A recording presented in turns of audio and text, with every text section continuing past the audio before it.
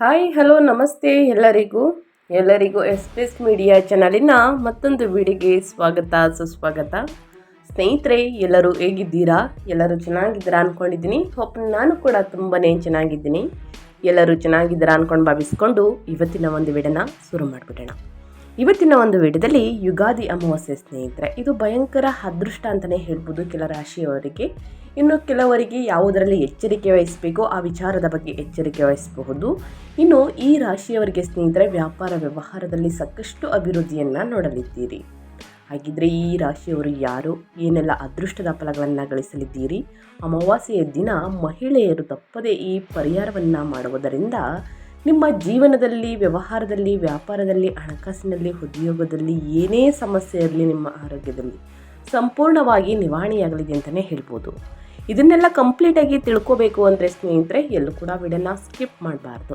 ಅಂದರೆ ವಿಡಿಯೋನ ಕಟ್ ಮಾಡಿ ಓಡಿಸ್ಕೊಂಡೋಗಿ ನೋಡ್ತೀನಿ ಅಂದರೆ ಫುಲ್ ಇನ್ಫಾರ್ಮೇಷನ್ ಅರ್ಥ ಆಗಲ್ಲ. ಸೊ ಹಾಗಾಗಿ ಎಲ್ಲ ವಿಡಿಯೋದಲ್ಲೂ ತಿಳಿಸ್ತಾ ಇರ್ತೀನಿ. ಮೊದಲಿಂದ ಕೊನೆ ತನಕ ವಿಡಿಯೋನ ವಾಚ್ ಮಾಡಿ. ವಿಡಿಯೋದಲ್ಲಿ ಒಳ್ಳೆ ಮಾಹಿತಿ ಸಿಕ್ಕಿದ್ದಲ್ಲಿ ತಪ್ಪದೆ ವಿಡಿಯೋಗೊಂದು ಲೈಕ್ ಕೊಟ್ಟು, ಇನ್ನೂ ನನ್ನ ಚಾನಲ್ನ ಸಬ್ಸ್ಕ್ರೈಬ್ ಮಾಡ್ಕೊಳ್ದೇ ನೋಡ್ತಿದ್ರೆ ಎಸ್ ಮೀಡಿಯಾಗೆ ಸಬ್ಸ್ಕ್ರೈಬ್ ಆಗಿ ನಿಮ್ಮ ಅಭಿಪ್ರಾಯಗಳನ್ನು ಕಮೆಂಟ್ ಬಾಕ್ಸಲ್ಲಿ ತಿಳಿಸಬಹುದು. ಯಾರೆಲ್ಲ ಸಬ್ಸ್ಕ್ರೈಬ್ ಮಾಡಿಕೊಂಡು ಪ್ರತಿನಿತ್ಯ ವಿಡಿಯೋ ವಾಚ್ ಮಾಡ್ತಿದ್ದೀರಾ ಅಂಥವರಿಗೆ ಥ್ಯಾಂಕ್ ಯು ಸೋ ಮಚ್ ಅಂತ ಹೇಳ್ತಾ ವಿಡಿಯೋದ ಕಡೆ ಗಮನ ಕೊಟ್ಬಿಡೋಣ. ಹೌದು, ಯುಗಾದಿ ಅಮಾವಾಸ್ಯೆ ಅಂದರೆ ನಮ್ಮ ಹಿಂದೂಗಳಿಗೆ ಸ್ನೇಹಿತರೆ, ಅಂದರೆ ಹಿಂದೂ ಪಂಚಾಂಗದ ಪ್ರಕಾರ ಇದೇ ನಮಗೆ ಹೊಸ ವರ್ಷ. ಈ ಹೊಸ ವರ್ಷದಲ್ಲಿ ಸಾಕಷ್ಟು ವ್ಯಾಪಾರ ವ್ಯವಹಾರಕ್ಕೆ ಆರ್ಥಿಕ ಯಶಸ್ಸನ್ನು ಉತ್ತೇಜಿಸುತ್ತದೆ ಅಂತಲೇ ಹೇಳ್ಬೋದು ಯುಗಾದಿಯು. ವ್ಯಾಪಾರ ಮಾಲೀಕರು ಮತ್ತು ವೃತ್ತಿಪರರಿಗೆ ಹೊಸ ಉದ್ಯಮಗಳನ್ನು ಪ್ರಾರಂಭಿಸಲು ಹೆಚ್ಚು ಅನುಕೂಲಕರ ಸಮಯವಾಗಿದೆ ಯುಗಾದಿ ಮಹತ್ವ. ಹಾಗಿದ್ರೆ ಯುಗಾದಿಯ ದಿನ ಸ್ನೇಹಿತರೆ, ಏನೆಲ್ಲ ಅದೃಷ್ಟದ ಫಲಗಳನ್ನು ಗಳಿಸಲಿದ್ದೀರಿ? ಈ 6 ರಾಶಿಯವರಿಗೆ ಭಯಂಕರ ಅದೃಷ್ಟವೇ ಬದಲಾಗಲಿದೆ ಅಂತಲೇ ಹೇಳ್ಬೋದು.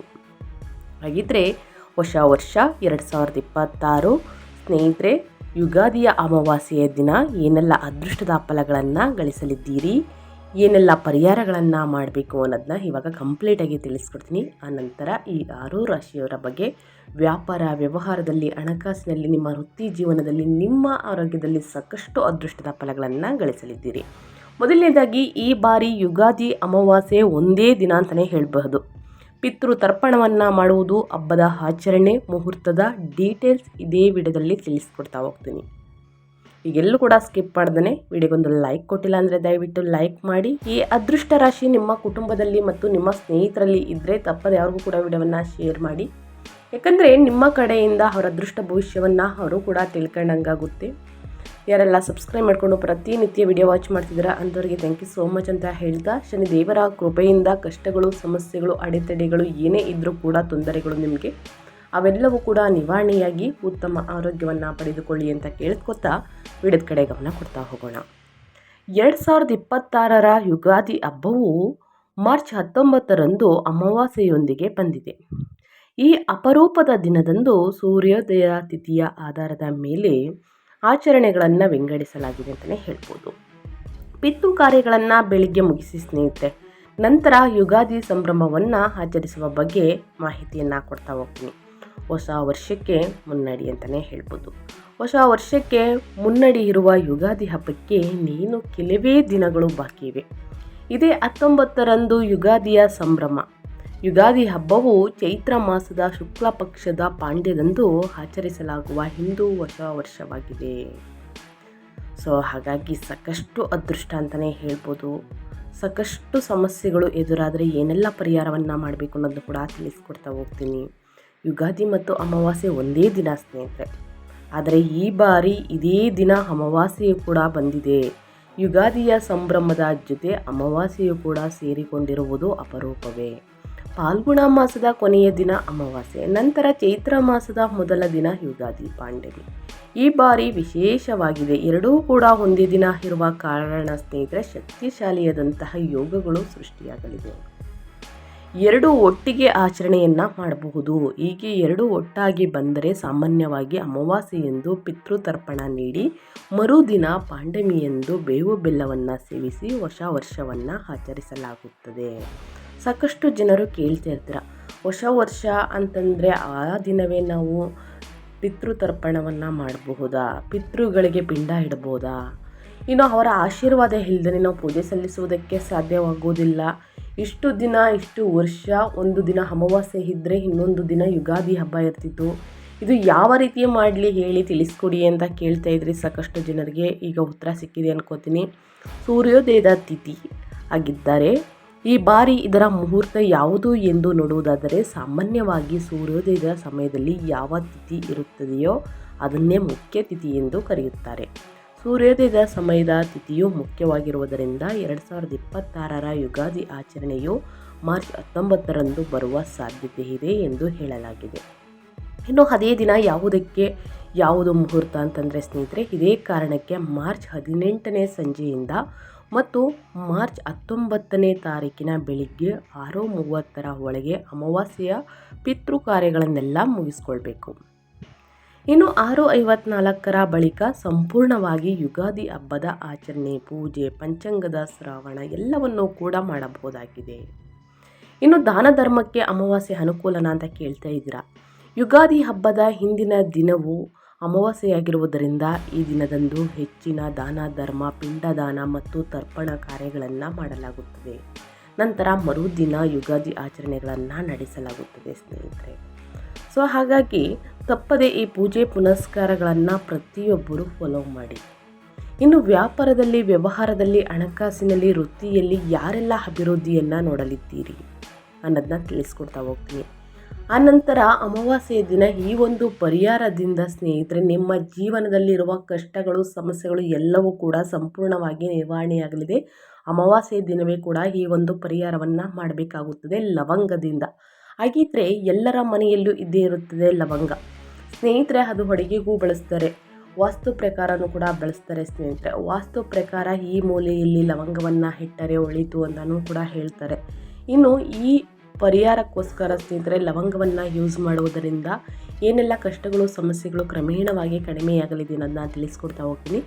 ಮೊದಲು ಈ 6 ರಾಶಿಯವರ ಬಗ್ಗೆ ತಿಳಿಸ್ಕೊಟ್ಬಿಡ್ತೀನಿ, ಏನೆಲ್ಲ ಅದೃಷ್ಟದ ಫಲಗಳನ್ನು ಗಳಿಸಲಿದ್ದೀರಿ ಅಂತ. ಓಕೆ, ಮೊದಲನೇದಾಗಿ ಈ 6 ರಾಶಿಯವರಿಗೆ ಧನ ಸಂಪತ್ತು ವೃದ್ಧಿ ಸ್ನೇಹಿತರೆ. ಯಾಕಂದರೆ ಮಹಾಲಕ್ಷ್ಮಿ ಅನುಗ್ರಹದಿಂದ ಸ್ನೇಹಿತರೆ ಸಾಕಷ್ಟು ಅದೃಷ್ಟದ ಫಲಗಳನ್ನು ಗಳಿಸಲಿದ್ದೀರಿ.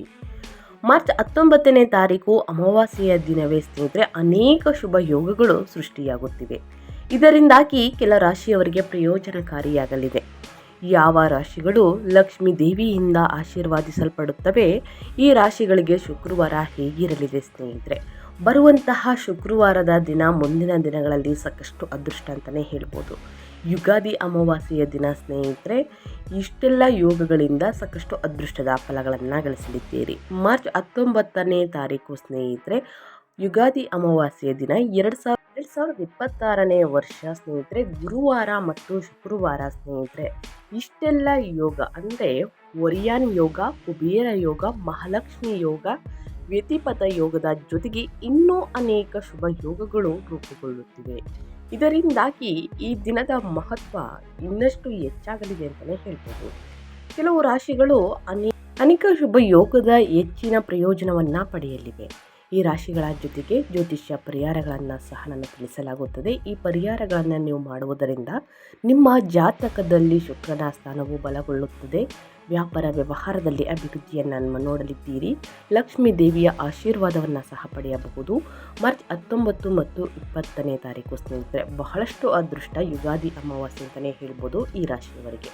ಹಾಗಿದ್ರೆ ಏನೆಲ್ಲ ಅದೃಷ್ಟದ ಫಲಗಳನ್ನು ಗಳಿಸಲಿದ್ದೀರಿ ಅನ್ನೋದನ್ನ ನೋಡ್ತಾ ಹೋಗೋಣ ಬನ್ನಿ. ಮೊದಲನೇ ಅದೃಷ್ಟ ರಾಶಿ ಬಂದು ಮೇಷರಾಶಿಯವರಿಗೆ.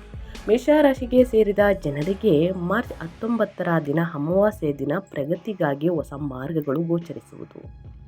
ಕಳೆದ ಕೆಲವು ದಿನಗಳಿಂದ ನೀವು ನಿಮ್ಮ ಮಹತ್ವದ ಕೆಲಸಗಳನ್ನು ಪೂರ್ಣಗೊಳಿಸಲು ಅಡೆತಡೆಗಳನ್ನು ಎದುರಿಸುತ್ತಿದ್ದರೆ ಅವೆಲ್ಲವೂ ಕೂಡ ಯುಗಾದಿ ಅಮಾವಾಸ್ಯೆಯ ಒಳಗೆ ಸ್ನೇಹಿತರೆ ಸಂಪೂರ್ಣವಾಗಿ ನಿವಾರಣೆಯಾಗಲಿದೆ.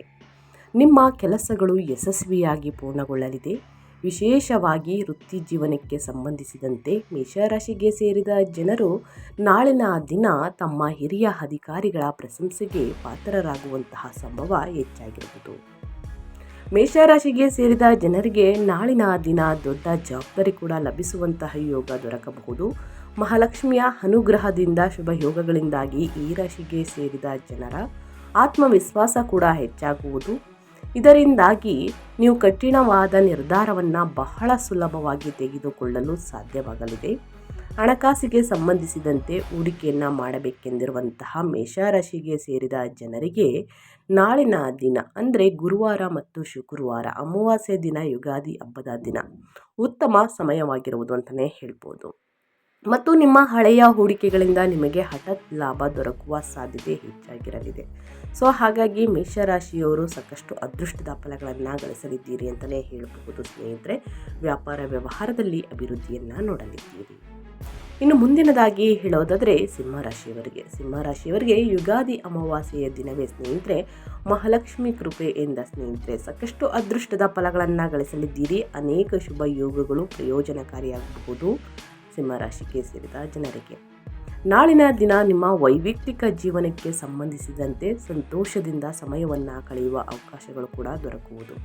ಶುಭ ಗ್ರಹಗಳು ನಿಮ್ಮ ರಾಶಿಯಲ್ಲಿ ಚಲಿಸುವ ಮೂಲಕ ಈ ಅವಧಿಯಲ್ಲಿ ಸಿಂಹರಾಶಿಗೆ ಸೇರಿದ ಜನರ ವ್ಯಕ್ತಿತ್ವವು ಸಾಕಷ್ಟು ಸುಧಾರಿಸುವಂತಹ ಸಾಧ್ಯತೆ ಇರುವುದು. ಗುರುವಾರ ಮತ್ತು ಶುಕ್ರವಾರ 19ನೇ ತಾರೀಕು 20ನೇ ತಾರೀಕು ಸ್ನೇಹಿತರೆ, ಈ ದಿನ ಸಿಂಹರಾಶಿಗೆ ಸೇರಿದ ಜನರು ಸಮಾಜದಲ್ಲಿ ಬಹಳಷ್ಟು ಗೌರವ ಖ್ಯಾತಿಯನ್ನು ಗಳಿಸುವಂತಹ ಸಂಭವ ಸೃಷ್ಟಿಯಾಗಲಿದೆ ಮತ್ತು ನಿಮ್ಮ ಮಾತನ್ನು ಎಲ್ಲರೂ ಉತ್ತಮವಾಗಿ ಆಲಿಸುವಂತಹ ಸಾಧ್ಯತೆ ಕೂಡ ಹೆಚ್ಚಾಗಿರುವುದು. ಕೆಲಸವನ್ನು ಹುಡುಕುತ್ತಿರುವಂತಹ ಸಿಂಹರಾಶಿಯ ಜನರಿಗೆ ನಾಳಿನ ದಿನಗಳಲ್ಲಿ ಶುಭ ಸುದ್ದಿ ಲಭಿಸುವಂತಹ ಯೋಗ ದೊರಕಬಹುದು.